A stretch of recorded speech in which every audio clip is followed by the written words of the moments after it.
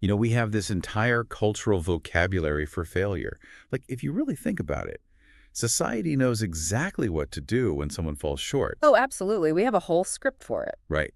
We bring casseroles, Huh. we offer sympathy, we nod knowingly, and, we share stories of our own struggles just to make them feel better. Yeah, we love a relatable stumble. It makes everyone feel safe. It really does. The Mhm. social script for failure is incredibly well rehearsed, and honestly, it's quite comforting. Yep. But, well, what happens when you do something a little too well? That's where the script completely runs out. Exactly. And according to today's source text, which is this truly fascinating piece called The Crime of Perfection, there is a totally different kind of isolation waiting for you on the other end of the spectrum. Yeah, it's this very specific, very quiet kind of loneliness. It really is.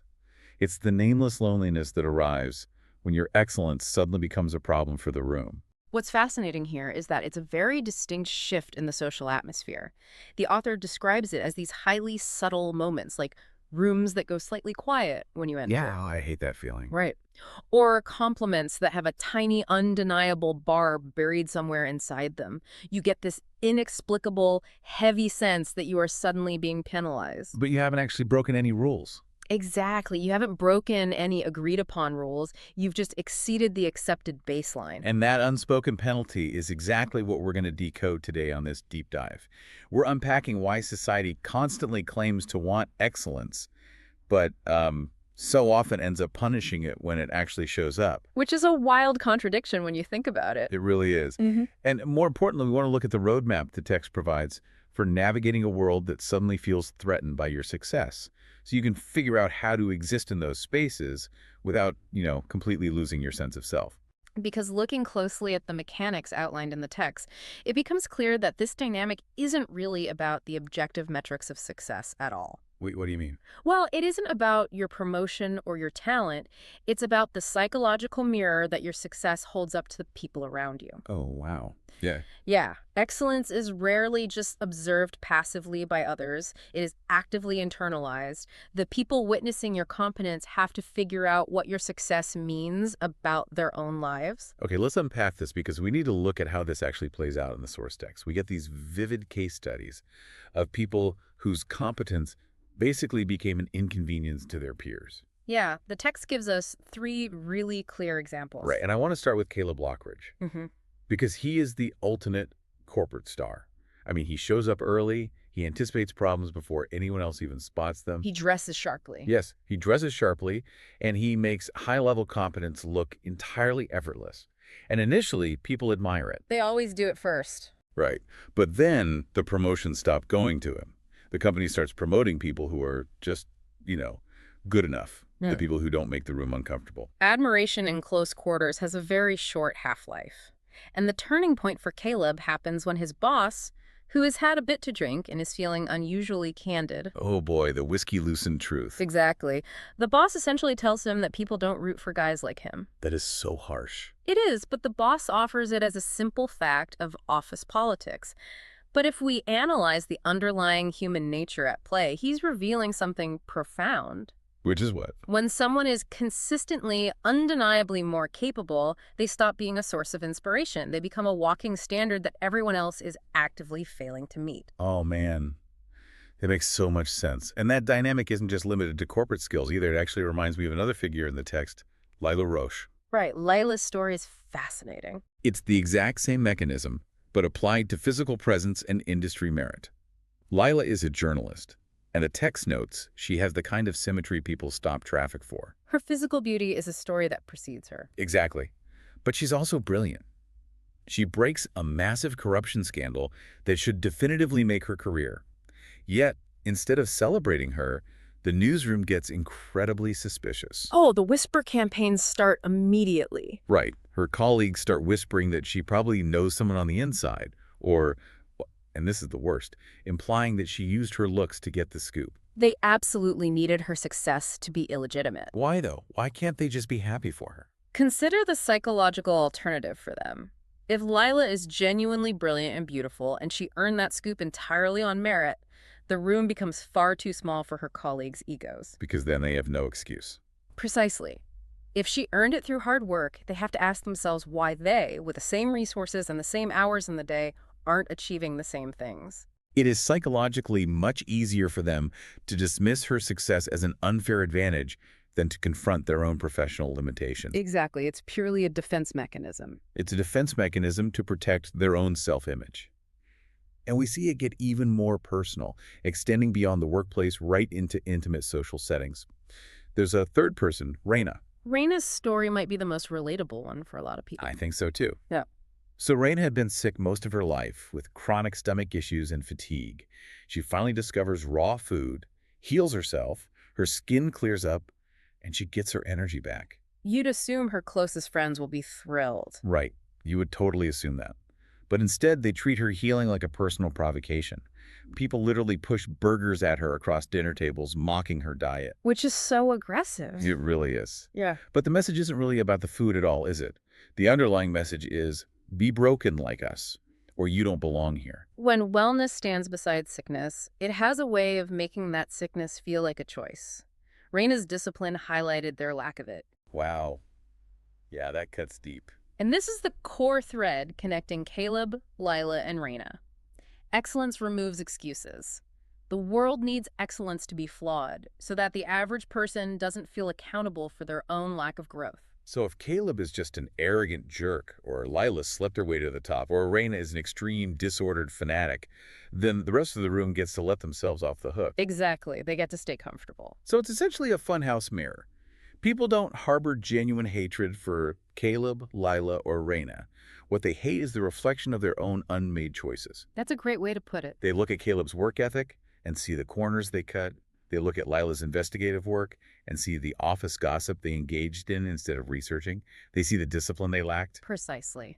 The resentment is fundamentally misdirected self-anger. So if you're the person holding up that mirror, if you feel that sudden chill in the room, that wall of resentment closing in on you, what is the natural human instinct? Well, the instinct is to fix it. Right. If you're listening to this right now, think about a time you felt a room turn against you. The immediate, almost biological reaction is to make yourself smaller. Yes, you try to shrink. You try to fix the tension by diminishing yourself so the tribe will accept you again. It is a deeply ingrained survival instinct. We are social creatures, fundamentally wired to belong to a group, because historically, isolation meant danger.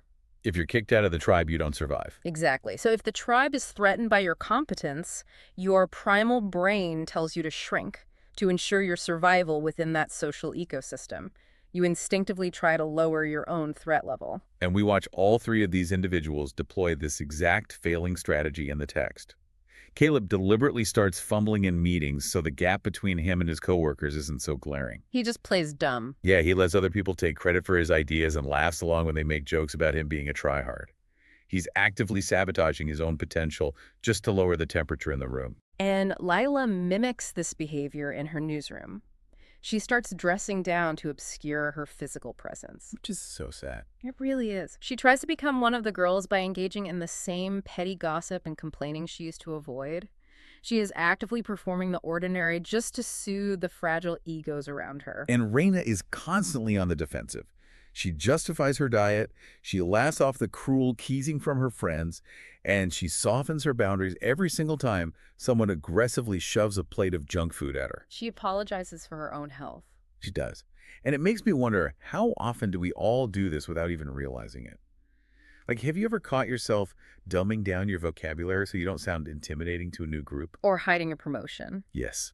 Have you ever hidden a personal financial win because you knew it would trigger insecurity in your friend group? It's an incredibly common experience, which is why the text's next major realization is so critical for anyone who feels stuck in this cycle of self-sabotage. So what does this all mean? Does this strategy of playing dumb ever actually work to repair the dynamic? If you feed them your flaws, if you offer up mistakes on a silver platter, do they finally accept you? The analysis in the text shows that it definitively does not work. Not even a little bit. No, because you cannot negotiate with resentment by feeding it concessions. Resentment does not operate on logic. It operates on a moving goalpost. That's a powerful way to frame it. It isn't looking for a fair compromise. It is looking for confirmation that you are fundamentally flawed. When you shrink yourself, you don't appease them, and you certainly don't become their equal. You just end up compromising your own gifts. You're still the target, but now you're actively participating in your own teardown. The baseline simply shifts.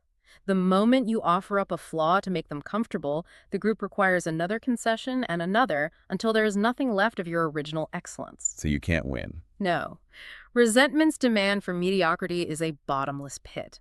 You can never be small enough to make an insecure person feel big. Man, that's bleak. So shrinking is a trap. It fails miserably. And that forces a critical pivot in the text. Right, a turning point. If you can't shrink and you realize you can't go back to genuinely being ordinary, the only option left is to simply stop performing. You have to stop apologizing for your competence. Which is terrifying. It is. But we see each of them finally hit this breaking point where they just drop the act entirely. Like Caleb stops laughing at the jokes designed to cut him down. He stops pretending to be less capable, and he ultimately leaves. Good for him. He takes a new job at a company that had noticed his actual output, a place where excellence is a baseline requirement, not a social threat. And he walks out the door without apologizing for his ambition. And Lila does the same thing. She stops shrinking her intelligence into easily digestible sound bites.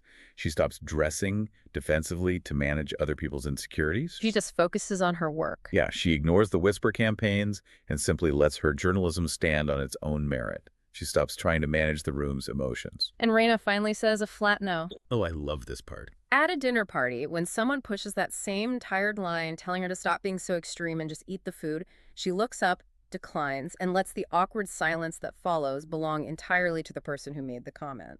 She doesn't rush in to fix it. Exactly. She refuses to rush in and fill the quiet with a nervous apology. But the text is very honest about what happens next, and it's not a triumphant movie montage. The heavens don't part, the background music doesn't swell. No, it's actually quite jarring. It is. When you stop performing smallness, the immediate result is this profound emptiness. For a while, Caleb, Lila, and Raina are just very, very alone. The isolation is real. I like to think of it as taking off a suffocating, heavy, itchy sweater you've been wearing to please everyone else. You can finally breathe, but you suddenly realize you're standing outside in freezing temperatures. The exposure is just jarring. If we connect this to the bigger picture, that exposure, that gap, is a structurally necessary phase of the journey. Necessary. Why? We have to look at the mechanics of social ties here. When you stop performing smallness, the people who previously relied on your self-diminishment don't suddenly wake up, realize their errors, and recognize your greatness. Right, they don't just apologize. No, what happens first is that they simply lose access to you. You've changed the fundamental terms of engagement, and they no longer have the tools or the desire to interact with you on this new, equal footing. They lose access to you. Wow. The relationship was built on you being small, so when you grow, the bridge simply collapses because it can't hold the weight of who you actually are. It collapses entirely. And that period of isolation, the freezing cold in your analogy, is biologically and psychologically difficult because of those primal survival instincts we discussed earlier. Because your brain thinks you're going to die without the tribe. Exactly. The human brain actually processes social rejection using the same neural pathways it uses to process physical pain, so that void hurts. But you said it's vital. It is vital. You have to clear out the noise of the people who needed you to be small. That silence is the only way to create the actual physical and emotional bandwidth for true peers to eventually find you. Oh. If you are constantly surrounded by people demanding mediocrity, a peer who values excellence won't even be able to see you through the crowd. So you're freezing in the cold, totally isolated, but that can't be the end game, right? I mean, human beings are social creatures. We can't survive in the void forever, sitting alone on a mountaintop. No, you definitely can't. So how do you re-enter the world without putting that heavy sweater back on?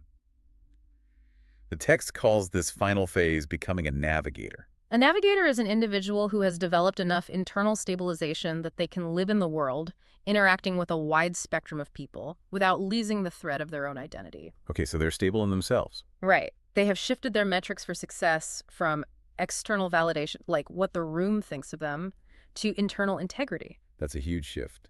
It is. They don't need the room to validate their excellence, but crucially, they also don't need to hide from the room to protect it. And we see Caleb reach this point. Years later, he's built a team of people who are genuinely energized by competence. But at a networking event, a former colleague from his old job runs into him and complains, saying something like, "You always make people feel like they don't measure up." Which is such a classic projection. Totally. Now, in the past, Caleb would have fumbled or apologized or made a self-deprecating joke, but this time he just looks at the guy and replies, I don't expect anyone to measure up to me. I expect people to measure up to themselves. He establishes a firm boundary, but notice how he leaves space for people to rise. Yeah, he doesn't insult him. Exactly. He isn't condemning the former colleague. He's stating his operating principle. And Lila finds her way there, too. She moves into a larger pocket of the journalism world where her work is the primary focus. But the old dynamics still occasionally pop up. They always do. Yeah. So at a dinner party, a woman gives her that familiar, narrow, judgmental look and says, you're one of those people who's just naturally perfect, aren't you? Ooh, that buried barb again. Right. But Lila holds her gaze calmly and says, no, I refine myself every day, just like you can. And Raina just kept living her truth, too. She didn't argue with her old friends. She didn't try to evangelize her diet or convince anyone they were wrong. She just lived. She just let her health speak for itself. And over the following month, the very same mockers who had tried to sabotage her started to notice her undeniable energy. I love that part. And one by one, always privately, they started approaching her, asking what she ate and how she managed to change her life so drastically. Wait, hold on, though. Here's where it gets really interesting. I'm thinking about Caleb and Lila's responses. And if someone said, I refine myself every day to me at a dinner party, I'd probably think they were incredibly arrogant. A lot of people would think that. Right. Like, isn't there a risk of just swinging from being a people pleaser to being a total jerk? How does that response not just alienate people further? This raises an important question. That is the exact tension the text addresses, and it's a critical distinction we have to make here. Okay, lay it on me. It might sound arrogant to someone who is committed to misunderstanding it, but objectively, it is simply the absolute absence of false humility. The text refers to the state as the harder discipline. Why is it the harder discipline? Because standing apart, being the isolated island on the mountain, is painful, but it's strategically very simple. You just reject everyone. You build a wall. Right. Keeping everyone out is easy. Exactly. The harder discipline is meeting people exactly where they are, but without descending to their level. That's good. It's finding common ground and engaging in social dialogue without dismantling your own depth or pretending you haven't worked hard for what you have. Meeting people where they are without descending. That is a massive paradigm shift. When Lila says, I refine myself every day, just like you can, she is not saying she is inherently superior to the other woman. She is stating a factual truth about her relentless work ethic. She's just owning it. Right. But the crucial part is how she ends it, just like you can. She is offering a point of connection. She isn't demanding the other woman understand her journey or agree with her choices. She's putting the ball in their court. Exactly. She is simply leaving the door cracked open for that person to step up into their own potential. She refuses to wield her success as a weapon to make others feel small, but she fundamentally refuses to apologize for it. She requires the other person to deal with their own reflection in the mirror. Precisely. So, putting all of this together for you listening right now, the journey starts with that unseen, baffling loneliness of doing things well. You know, the bizarre social penalty you face just for being excellent in a room that wants to be average. The funhouse mirror. Yeah. Then comes the desperate, failing strategy of trying to shrink yourself to manage everyone else's insecurities, which we've learned only fuels their demands for more concessions. The bottomless pit. Right. Then comes the void, that quiet, freezing, but entirely necessary isolation when you finally stop performing and people lose access to you. The gap where true peers can finally find you. Exactly. And ultimately, if you can weather that gap, you emerge as a navigator, someone who refuses to descend, who tells the plain truth, and who leaves space for others to rise if they choose to do the work. The foundational takeaway here is understanding the core deal of excellence. The deal was never that everyone would understand your drive. Definitely not. The deal was certainly never that your success would be universally applauded like people who are actively avoiding their own potential. The deal is only ever to be fully what you are. Which is hard, but it's the only way. The author reminds us that the mockers, the whisperers, the people who desperately needed you to fail so they could feel steady in their own lives, they are always going to lose access to you eventually. But sometimes, like we saw with Raina, they come back. Sometimes the ones who mocked you the loudest will quietly pull you aside in the hallway, away from the crowd, and ask how you do it. They always want the secret. They will ask for your secret. And I want to leave you with a final thought drawn right from the closing lines of this piece. When those mockers eventually do return, whispering and asking for the roadmap you built while they were busy criticizing you? Do you owe them an answer? That's a great question. The text is very clear. It says you don't have to answer immediately. You've waited long enough already. Think about the weight of finally holding that power. When you've survived the cold, when you've stopped shrinking, and the room finally catches up and realizes your worth. How long will you let the silence hang before you decide to speak?